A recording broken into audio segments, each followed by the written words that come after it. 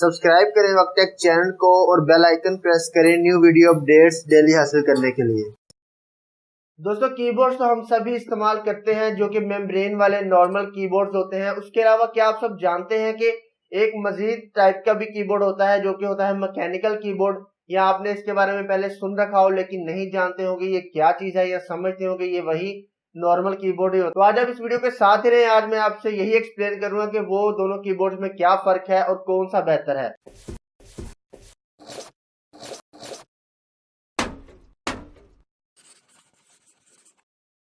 दोस्तों मेरा नाम है वकी हैदर और मैं आपको वक्त टेक चैनल में खुशामदीद कहता हूं।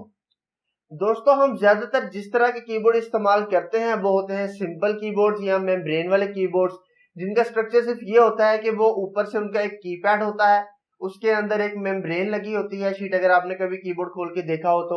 उसके बाद नीचे उसका एक बोर्ड होता है, सर्किट बोर्ड।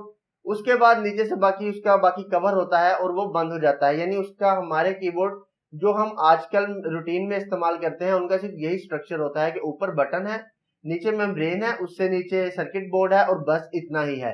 जब हम बटन प्रेस करते हैं तो वो मेम्ब्रेन नीचे प्रेस करती है सर्किट बोर्ड को उस पॉइंट पे जिस पॉइंट के ऊपर हमने यानी कि ऊपर से प्रेस किया होता है बटन। फर्ज करिए अगर मैंने एम प्रेस किया है तो नीचे सर्किट बोर्ड के ऊपर एक मार्क है कि वहां पर जब भी कुछ भी मेम्ब्रेन प्रेस करेगी तो वो एम होगा। यानी कि जो कीबोर्ड हम इस्तेमाल करते हैं वो इस टाइप के होते हैं। अब एक दूसरी टाइप की कीबोर्ड है जो कि है मैकेनिकल कीबोर्ड।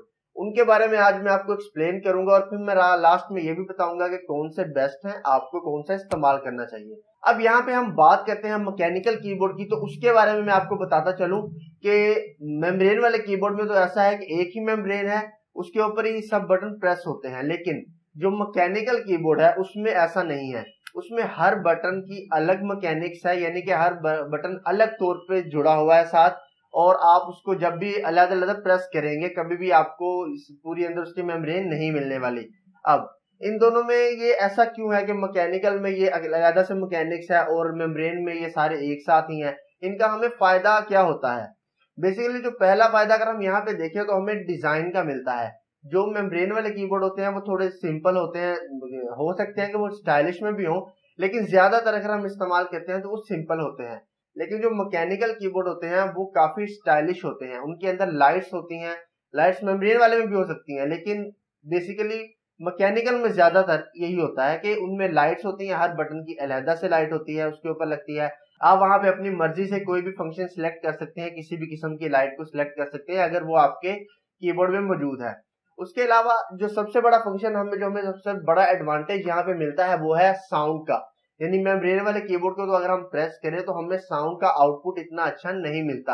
यानी अगर हमने एक बटन को प्रेस किया तो उसका फीडबैक इतना अच्छा नहीं होता, उसकी साउंड इतनी अच्छी नहीं होती। यानी कि जो हमें अर्ज करे कि हम टाइप करें या फिर अच्छा काम करें, यानी अच्छी तरीके से यहाँ पे टाइपिंग वगैरह करें, कुछ और बटन वगैरह प्रेस करें। लेकिन अगर आप बात करते हैं मैकेनिकल कीबोर्ड की, तो मैकेनिकल कीबोर्ड में आपको साउंड का फीडबैक काफी अच्छा मिलता है। यानी आपने एक बटन प्रेस किया आपको बहुत अच्छा साउंड मिलेगा। यानी जैसा कि आपने मूवीज वगैरह में देखा होगा कि मूवीज में जब भी वो कोई कीबोर्ड को यूज करते हैं तो काफी अच्छी साउंड होती है जो हमें हमारे कीबोर्ड से नहीं मिलती। क्यों नहीं मिलती? यही वजह है कि हमारे कीबोर्ड के अंदर जो मेम्ब्रेन होती है वो काफी साइलेंटली काम करती है और इतनी ज्यादा फीडबैक नहीं देती। लेकिन मैकेनिक्स में आपको साउंड अच्छी मिल सकती है। उसके अलावा आप मैकेनिक्स को ज्यादा अच्छी तौर पे मॉडिफाई भी कर सकते हैं। यानी कि अगर आपके पास एक मेम्ब्रेन है, मेम्ब्रेन वाला कीबोर्ड है, तो वो तो बस वैसा ही रहेगा, आप उसमें कोई मॉडिफिकेशन नहीं कर सकते।